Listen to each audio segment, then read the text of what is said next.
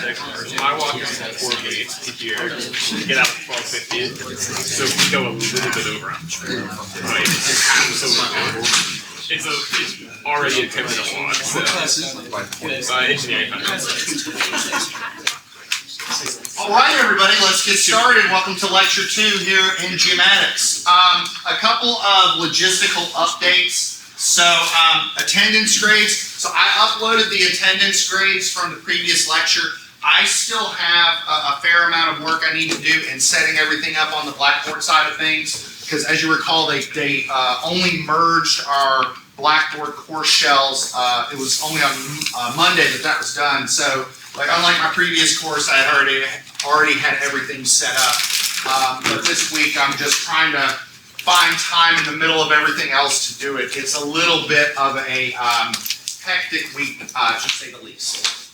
The Lecture 1 recording has been posted to YouTube. That first minute of the recording, like something happened with Panopto and it didn't want to record the first minute, so it's truncated a bit, but the vast majority of the lecture content made it to the recording and whatnot.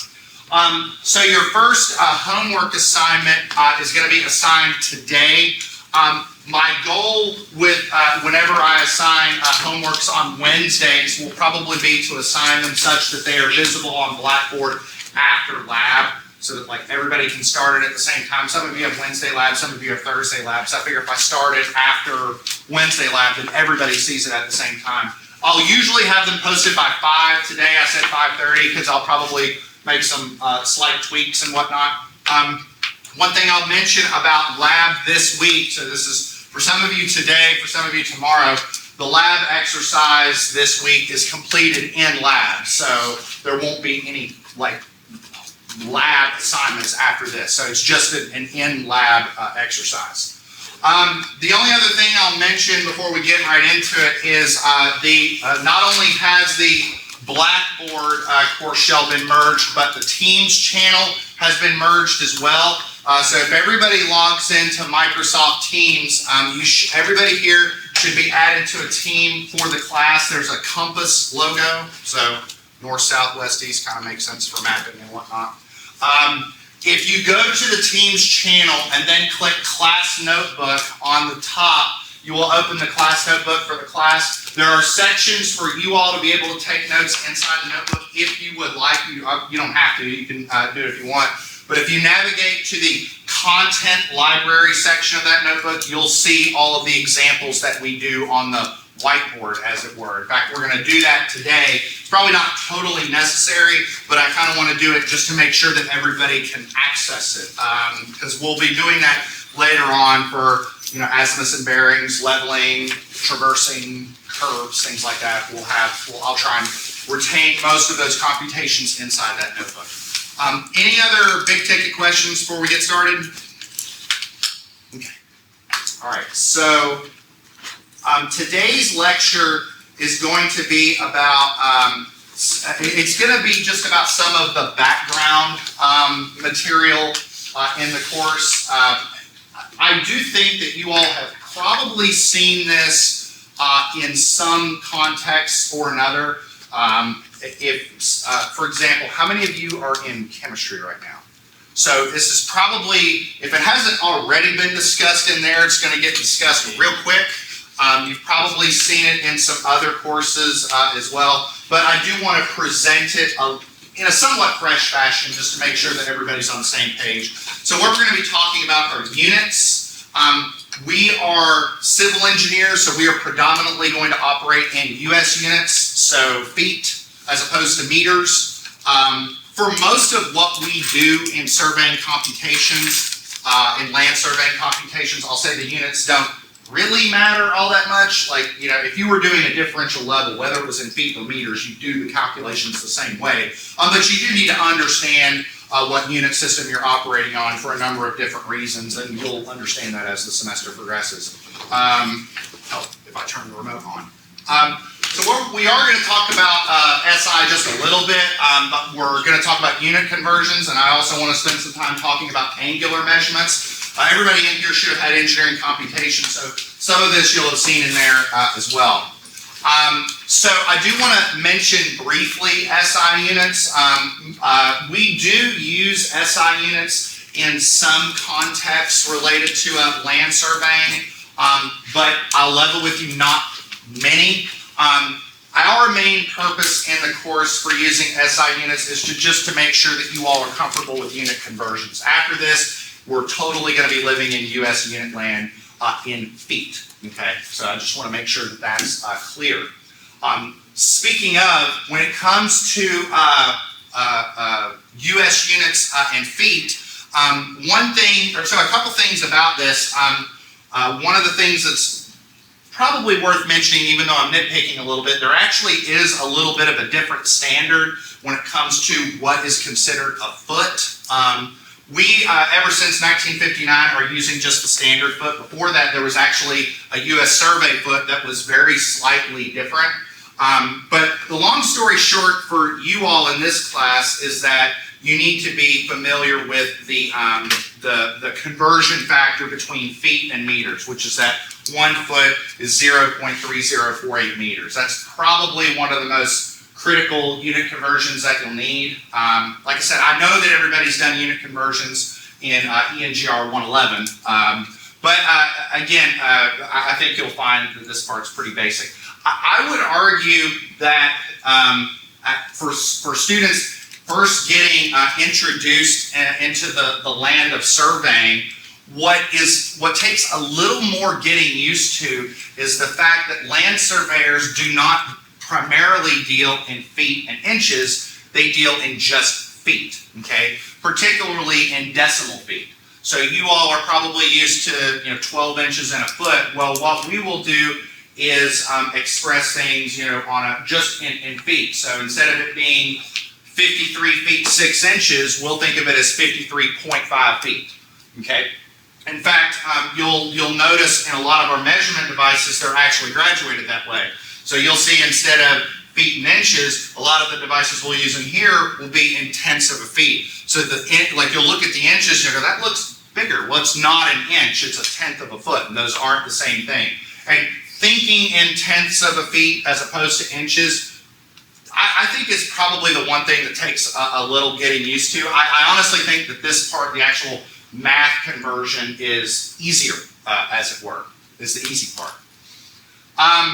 From length, we can then derive units for area and units for volume. Before I jump ahead, I do want to mention one thing. Well, let me mention two things on a logistics perspective. If you need me to stop and go, wait, I was writing something and I missed what was on the previous slide, do not hesitate. Please, raise your hand. Because like I mentioned, I think on day one, whether it's scholarships, loans, your parents, or out of pocket, somebody's putting money on the table for you to be in here, and I want you to get the most value that you can. So if you need me to stop so you can go back, please feel free. I include this slide. The second thing I wanted to mention. Every one of these slides are now on Blackboard, these slides. So if you missed something, everything's uploaded. That was the second point I wanted to make. So, and I will do that throughout the semester. All the slides will be available on Blackboard. So I'm not one to, hold on to them. They're in PDF format, but they're all there. Okay, where was it? I include this slide primarily so that you can have just a handy reference for unit conversions. Probably the one on this slide that is the most ubiquitous in this class is the conversion between square feet and acres, okay? An acre is 43,560 square feet. That is a little bit of an odd number, I understand, but there will be a little bit more context put into that number later when we start looking at other units, which you might see throughout your surveying career, mainly chains and links. We'll talk about that later when we start getting into distance measurement, but you might start to see where a number like that would come from. But we can also look at things, for terms of area in square foot and square yards. So if a yard is 3 feet, 1 square yard is 9 square feet, 3 by 3. Same thing with volume. A cubic yard would be 27 cubic feet. Let's see. I have, just conversions here on square miles. I don't think we use that all that much in here, but again, this slide here is just more for reference. I do throw some conversion factors in here so that you have them handy between US and SI. Some of these are just retained, just limited to US units. So like 1 mile is 5,280 feet, 1 feet is 12 inches. But I do have the conversions between US and SI. So 1 foot is 0.3048 meters, 1 inch is 25.4 millimeters, and et cetera. Does anybody have any questions on this? And I do know that you have done unit conversions in 111. Everybody good on this? Okay. All right.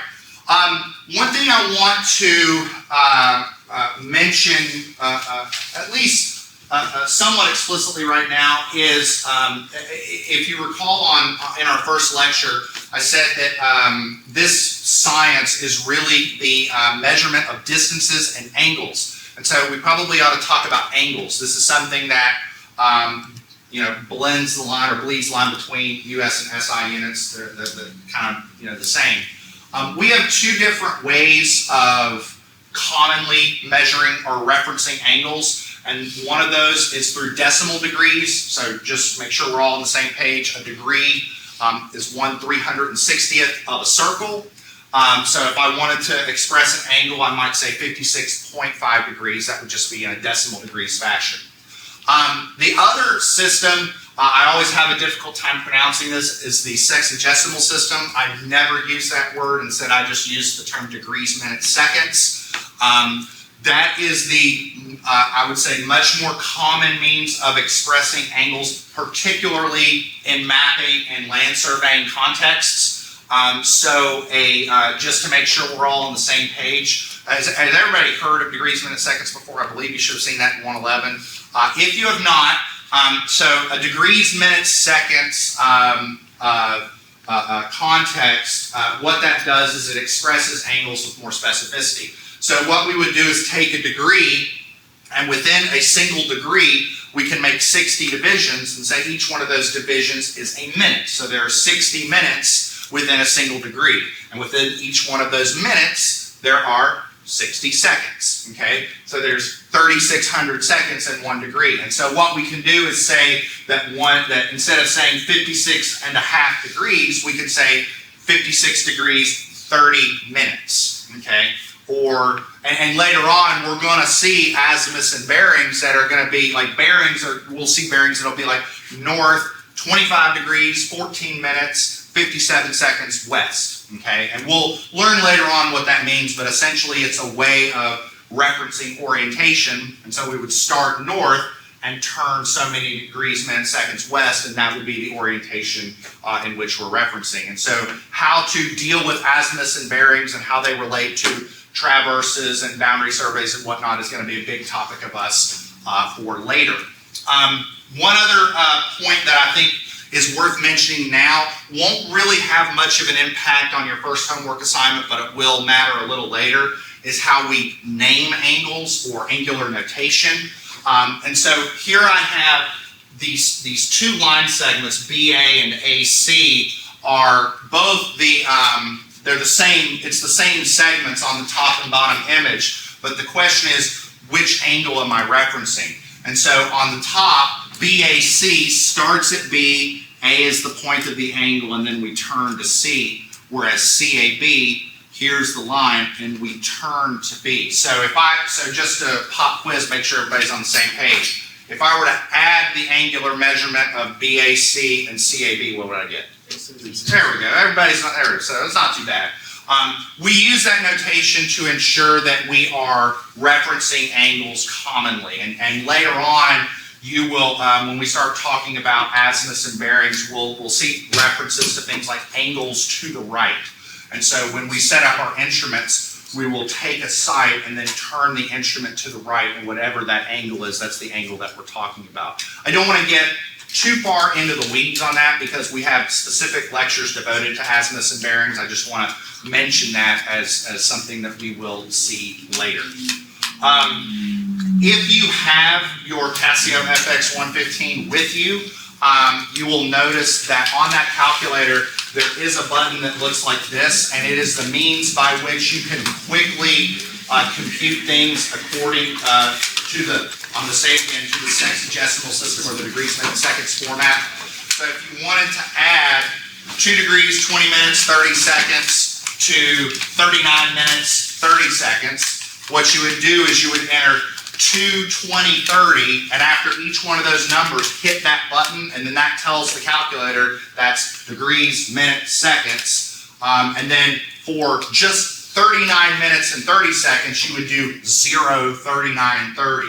And so 0, 39, 30, again, use that degree, minutes, seconds button, and you just press enter, and it will perform the conversion for you. And the nice thing about it is because it's that button is literally right there, the Casio is an incredibly valuable tool in this course because of how quickly it can perform degree, minutes, seconds computations, particularly addition and subtraction. I know that there are calculators out there that can do much more. I mean, there's graphing calculators that have touch screens and LED screens and all that. But just for ease of use, it is incredibly powerful.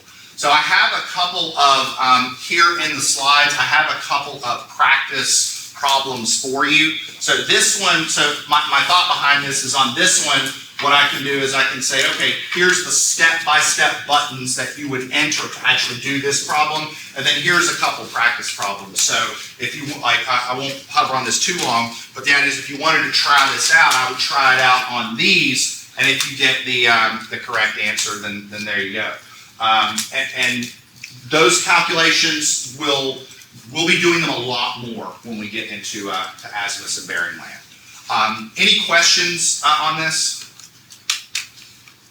One final thing I'll mention is like if you just enter an angle and press enter and enter it into the register, you can hit that degrees, minutes, seconds button again, and it will automatically convert from degrees, minutes, seconds to decimal degrees. So you just hit the button and it'll just convert it for you. So it's really fast. Doing this conversion by hand takes a little longer because in order to convert to decimal degrees, anybody know how to convert this number to decimal degrees? Anybody know how to do that? Anybody remember how? So what you would do is you would take 2, then you would add 15 over 60, and add this over what? 3,600, and you would do the math, and it will give you 2.255.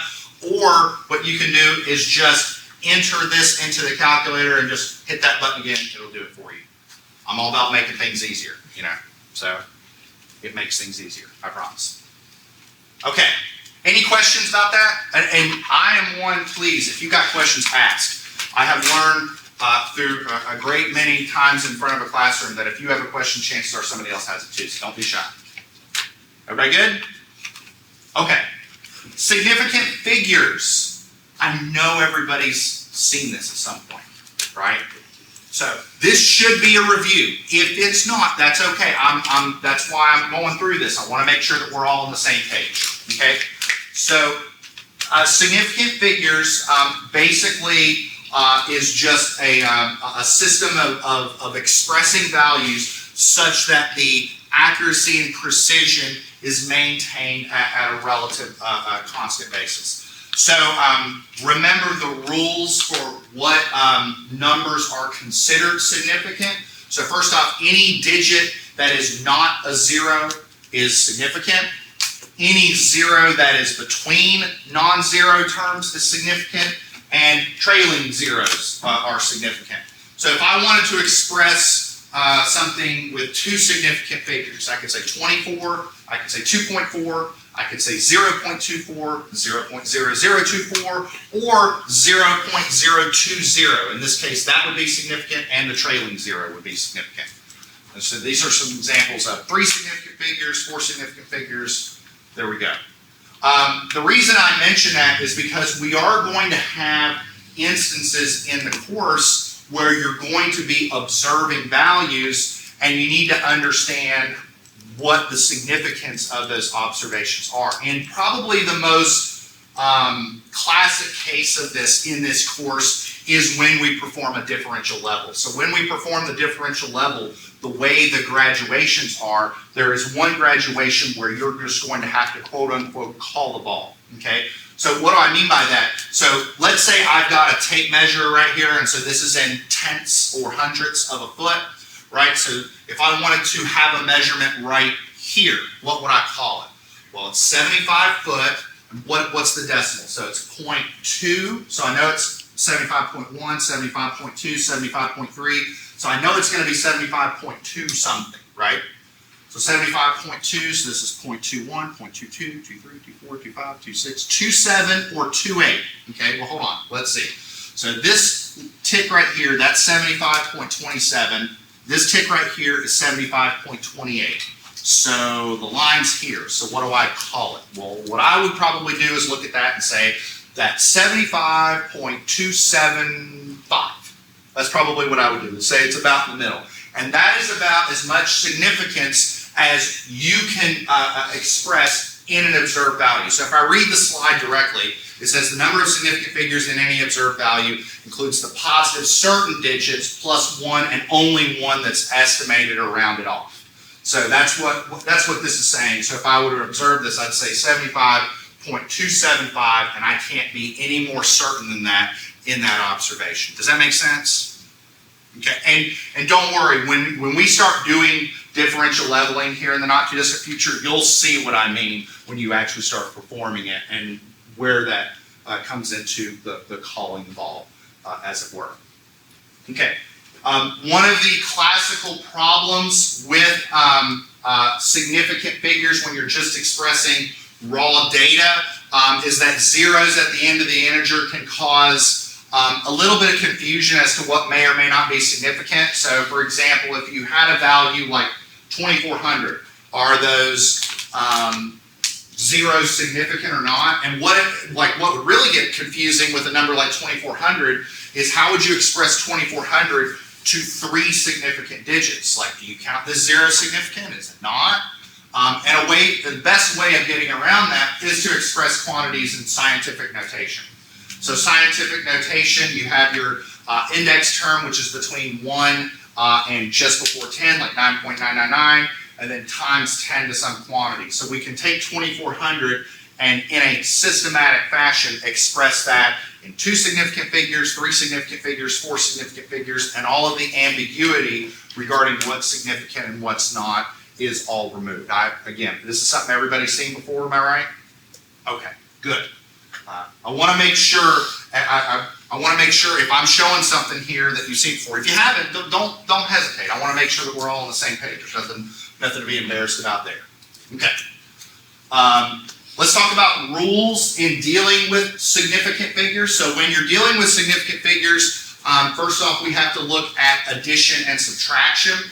So there's a lot of hullabaloo here on this slide. I can summarize it in some pretty simple language. Whenever you are adding terms in significant figures, your answer really should be rounded to the value of the least precision. So for example, if I look at this term, this first expression down here.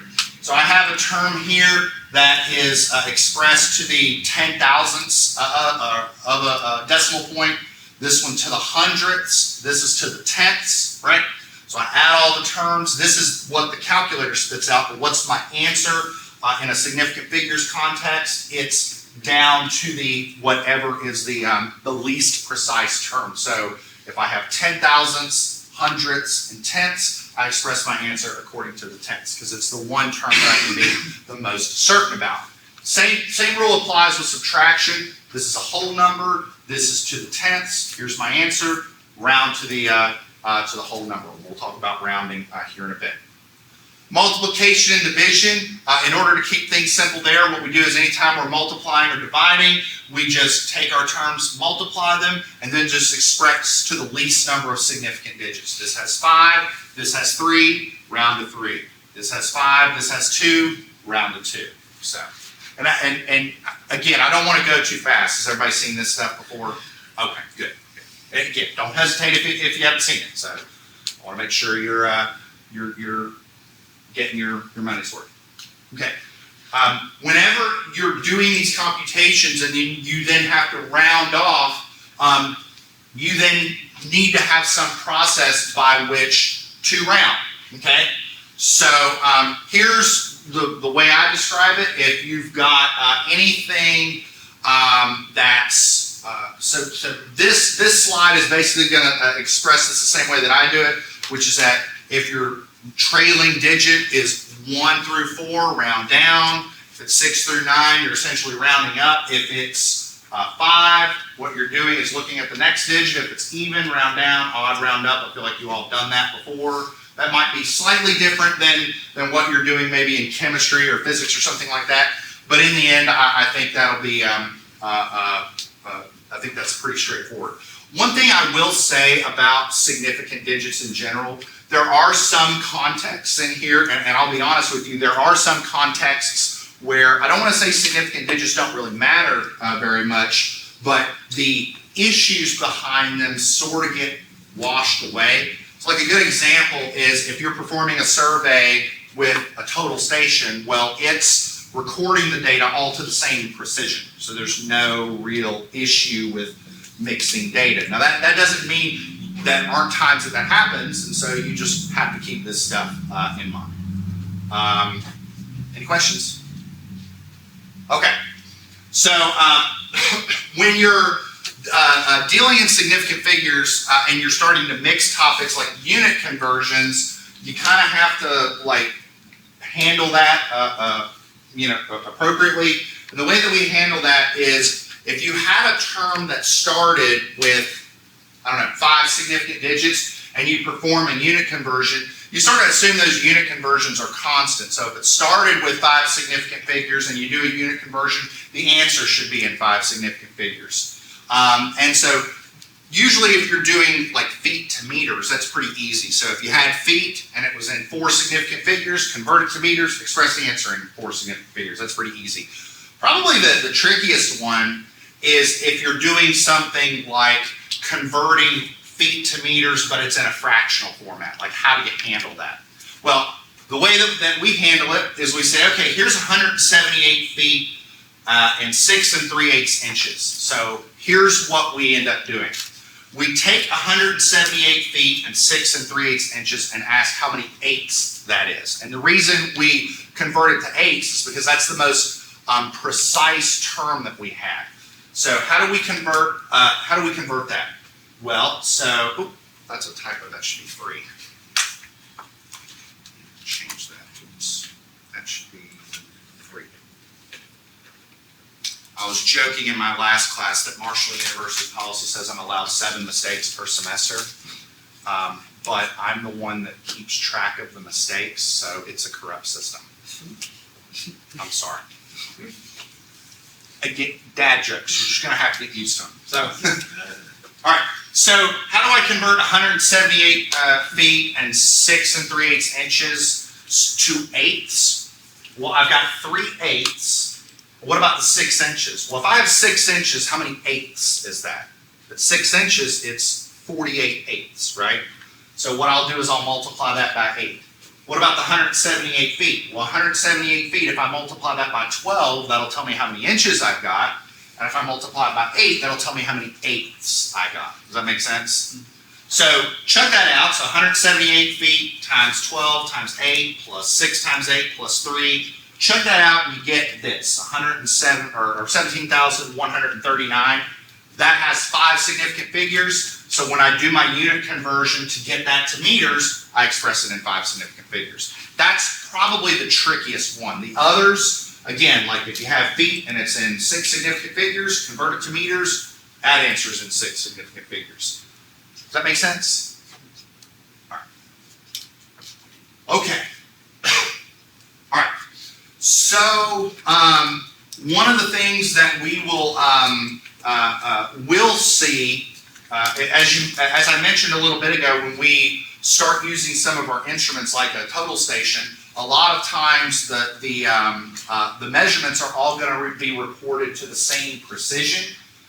So if I have a point here and a point here, and I measure that distance with a total station, I might measure that distance 5 or 6 times and get 5 or 6 different numbers. And we're going to talk about error in observations here in a second and why that would happen.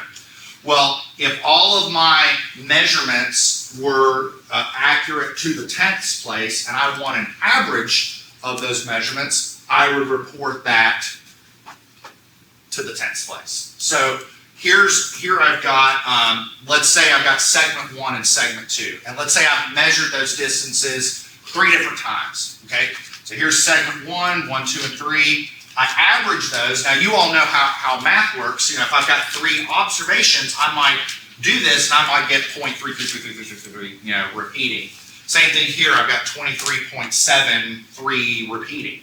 So I add those and I get 45.06, but all of these were accurate, you know, to 3 significant figures, so my final answer is accurate to that 3 significant figures or that 10th place. That make sense? So again, I think a lot of this is pretty straightforward. I go through it just to make sure that it might have been a while since you've discussed it, and just want to make sure everybody's on the same page. Does anybody have any questions? Okay, good. Okay. All right, let's talk about errors. This is something we are going to deal with this semester, and I want to just have a discussion about it now. So I'll give you an example, okay? And we'll get into the details of this a little later. One of the fundamental types of surveys that we're going to perform in this class is what's called a differential level. And a differential level is intended primarily to measure vertical distances or change in elevation.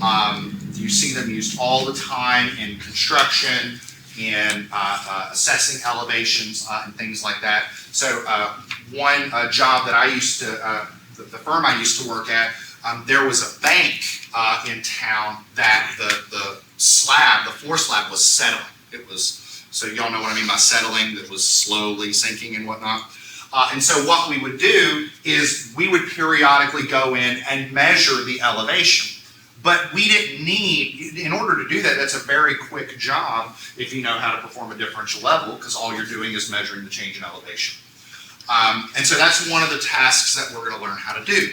The way a differential level works is you start off with a known elevation, a known point of elevation. We have a term for that, we call it benchmark, okay? So one of the labs that we're going to do here, we have an established benchmark on campus, and let's just make up a number. Let's say the elevation of that benchmark is 100 feet, so 100 feet above sea level. So the elevation of the benchmark is 100 feet, and then we're going to use that to determine what is the elevation of an unknown point, okay? So the unknown point might be, I don't know, the base of the John Marshall statue. Whatever, right? Now, the way a differential level works is you start by referencing that benchmark. You work your way to the John Marshall statue, and then you work your way back to the benchmark, okay? And you do your calculations, but the idea is that if you start at 100 feet, work your way to the statue and then back to the benchmark and do all the math and calculate what is the new elevation of the benchmark. What should the elevation of the benchmark be? 100 feet. It shouldn't change. I guarantee it will. For everybody in here, you're going to do the lab, you're going to start at 100 feet, work your way there, work your way back, and come back, and it's not going to be 100 feet. It's going to be different. It's going to happen. That's how it's going to be. There's going to be error in your measurement. It's just a fact of life that you have to recognize that there are going to be errors in the observations that we do. Now, some of those errors can be systematic. Those result from what we call the measuring system or the process that you're using, the environment. So maybe there's a calibration error in the equipment that you're using. Maybe there's something broken on the equipment. If those system conditions don't change, then those errors are not going to change throughout your process. And those can usually be compensated for if you can quantify them. There are such a thing as blunders, and there's going to be blunders in the labs that we do in this class. And then there's just going to be random error. And so one of the questions that I like to ask is, can you observe the true value of something? So if I have point A and point B, can I actually determine the 100% true distance between them? No. Okay. All I can do is make an observation of that distance, and there's going to be some error in it. Okay. So what do I mean by error? Let's start talking about systematic errors beyond beyond just equipment issues. We're performing surveying in the environment. There are issues with wind, temperature, humidity. I'll tell you a story. One of the surveys I did was we were doing some surveying, and it was like 20 degrees out. I mean, it was cold. And you set up your instrument, and you're walking around, the ground is thawing.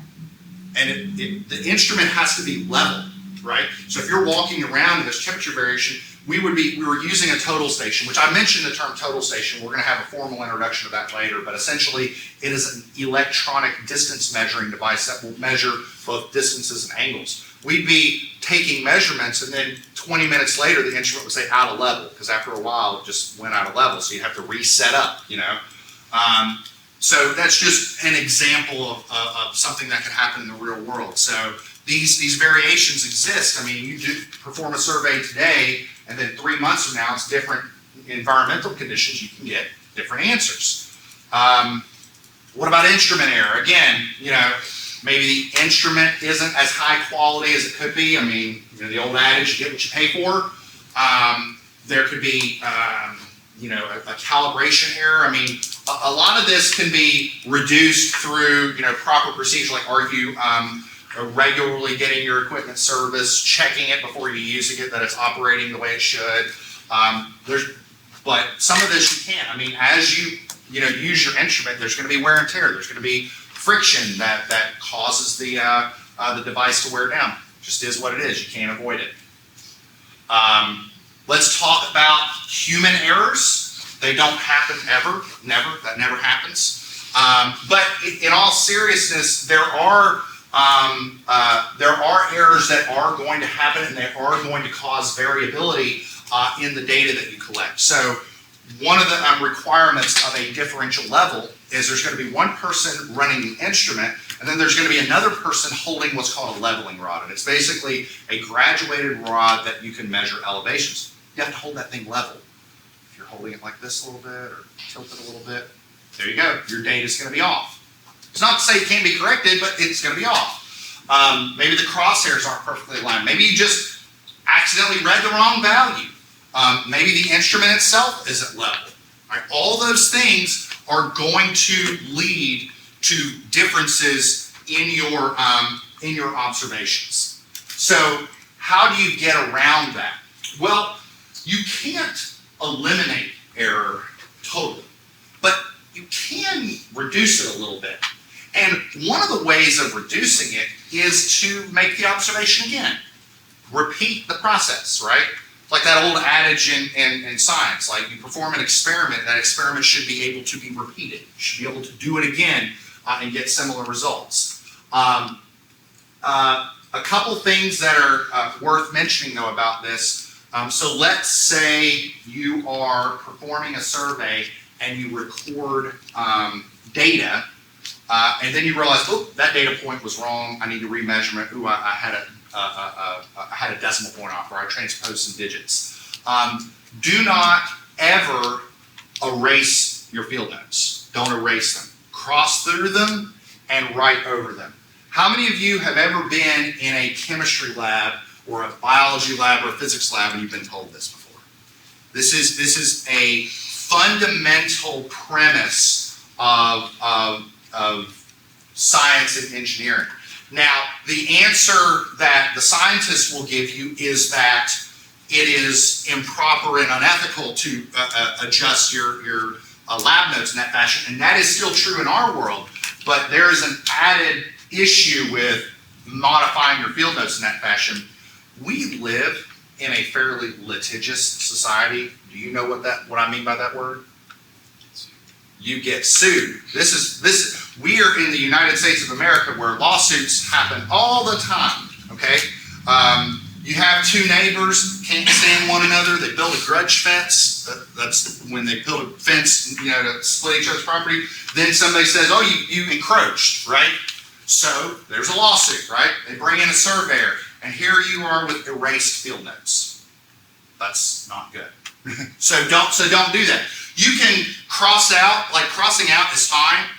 It shows that there was a mistaken value, but you reference, hey, this was a mistake, here's the real value, don't erase. There's a very subtle nod to this. Y'all seen Jurassic Park? So y'all watch Jurassic Park. There's a scene where they're in the lab and they're showing how they made the dinosaurs.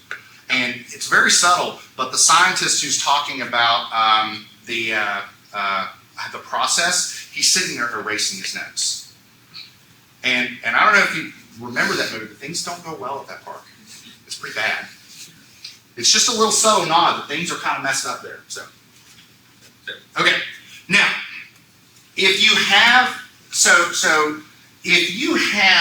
a set of points, so you have let's just think of something as basic as measuring the distance from point A to point B. Okay. If you measure that distance 10 times and there's some scatter in that data, how do you derive some degree of truth out of that? Well, one of the ways of doing that is to look at this from a statistical perspective, okay?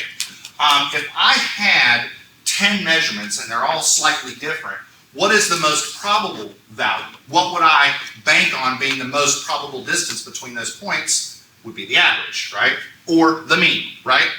So the average will tell you the most probable value within a given data set, assuming all the measurements are equally weighted and repeated in an identical fashion. How do we compute the average? We just take the data, sum it up, divide by the number of observations. Pretty straightforward. Now, that will tell you that the average will tell you what is the most probable value, but it's usually not enough to tell you how certain you should be that that value is correct. And if the mean or the average is the most probable value, there is another statistical measurement that will tell you whether or not that value, how certain you can be in that value, or that's used, and that is the standard deviation, right? Standard deviation is sort of a measure of how much scatter there is in a given data set. And how do you compute the standard deviation? Well, the first thing that you do is you compute residuals, right? Residuals are for each data point, how far off you are from the mean, or how different they are from the most likely value. Now, I have this written as the mean minus the observed value. When you're computing the standard deviation, you could subtract that backwards because ultimately you're going to square your residuals, but just throw that out there.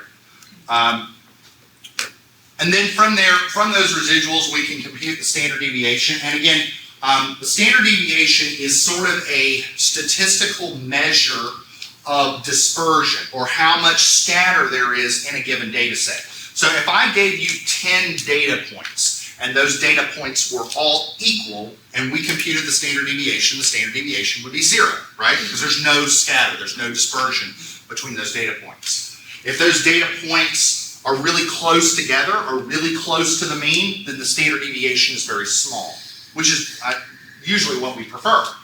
If the data points are really scattered apart, or they're really far away from the mean, then the standard deviation is going to be large. And the way that is formulated when we compute a standard deviation, it is expressed in the same units as the original measurement, because we're going to square our residuals, but then we're going to take the square root of the entire system. And this is our process. This is our formula for computing the standard deviation. We're going to do this together here in a bit.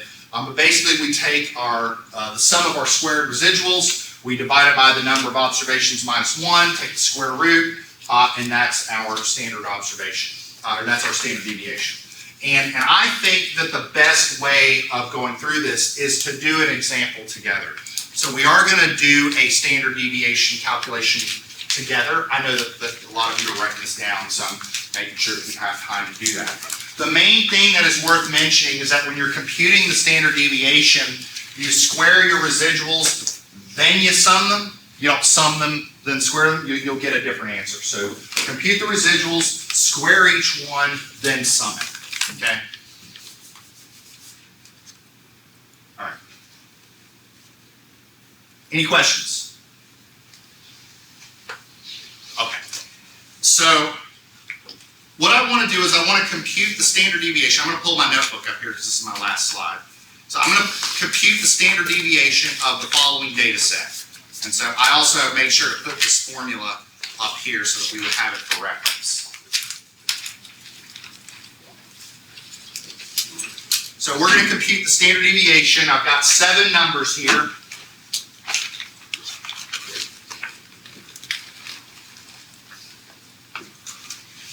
And I'm an engineer, so I like doing things with tables. So that's how we're going to do this. We're going to set this up as a table. So what I'm going to do is I'll draw myself out a little table.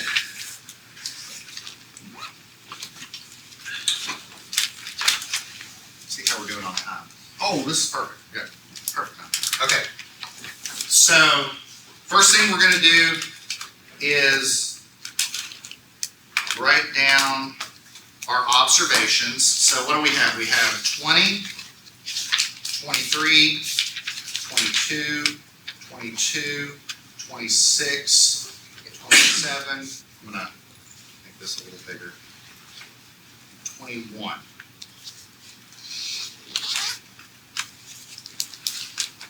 And by the way, if you cannot read my my handwriting, let me know. It will hurt my feelings, but I will then correct it. But I will remember that you said that forever. Just kidding. But in all seriousness, for those of you in the back, if I'm writing a little small, don't hesitate. So, okay. So I'm going to write down my terms, and then I'm going to count them out. So I've got 1, 2, 3, 4, 5, 6, 7. Okay. Now, the way I've got my table set up, I'm going to put something down here on the bottom, and what I'm going to put here on the bottom is a summation. So use that big Greek letter sigma. And the first thing I'm going to do is I'm going to sum this column. So if some of you all have your Casio FX 115 ES Plus or similar scientific calculator, tell me what is the sum of this column? 161. 161. And I usually make sure I get people involved. I make sure and I ask if I have a second on that. So basically what I'm asking is, did somebody else get 161? So I do have a second on that. That's great. Okay. Now, before I get into standard deviation land, I'm going to take a second over here off to the side and compute the most likely value, or the average. And the way that I'm going to do that is I'm going to compute the sum of our measurements divided by the number, which is 161 over 7. And what is that? 23. 23. Second? There we go. Good deal. Now, so in order to compute a standard deviation, what I'm going to do is I'm going to take the, I'm going to compute my residuals, okay, next. My residuals, which are this Greek letter nu, are just the difference from the most probable value minus the observation. So for the first row, what I'm going to do is I'm going to take the average, 23, minus 20. And I think I can do that one in my head. That's 3, right? And so the next row, I'm going to do 23 minus 23, which is 0. So it's the average is the same minus the observation.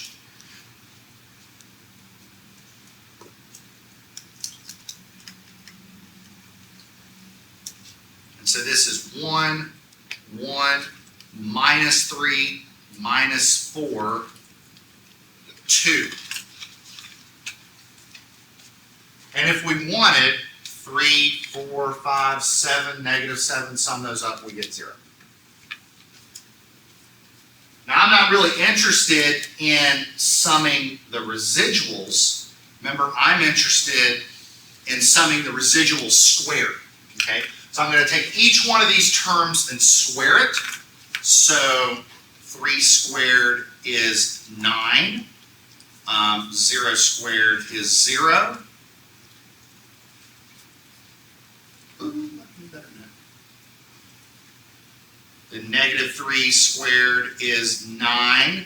Negative 4 squared is 16.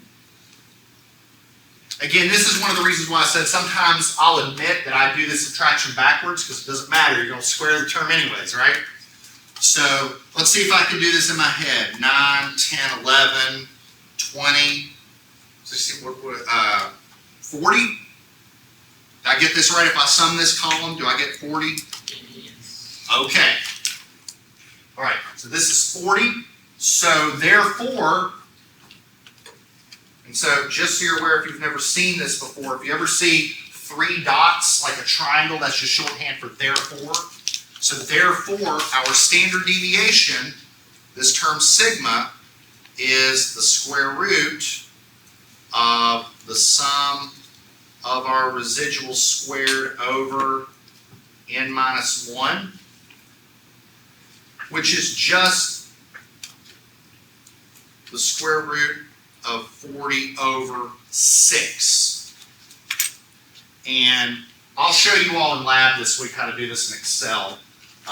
We'll pull this up just for the heck of it. But if I do 40 over 6, I get a square root of, what is that? We'll say 3 decimal, or 2 decimal places. I got 2 point something. You got an answer for me? 5/8. 5/8. And a second? Okay.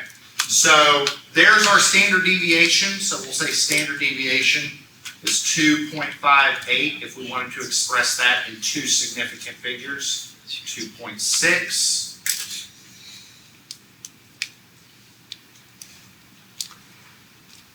There's our answer. Does anybody have any questions about this?